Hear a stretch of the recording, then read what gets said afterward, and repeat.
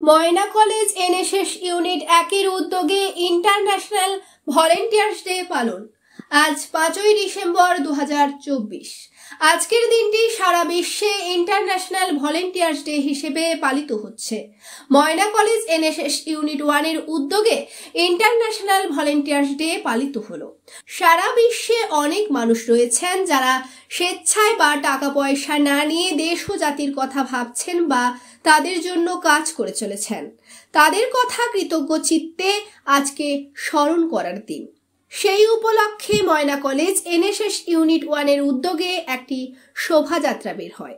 শোভাযাত্রার নেতৃত্বে ছিলেন ময়না কলেজ এডুকেশন বিভাগের অধ্যাপিকা তথা এনএসএস ইউনিট 1-এর programming officer doctor Joyita Pramanik মহাশয়া।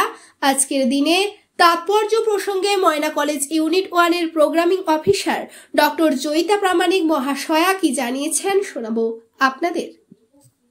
আজকে আমাদের ইন্টারন্যাশনাল ভলেন্টিয়ার্স ডে প্রোগ্রাম চলছে 5ই ডিসেম্বর। প্রত্যেক বছর এই প্রোগ্রাম করা হয় সমগ্র বিশ্ব জুড়ে।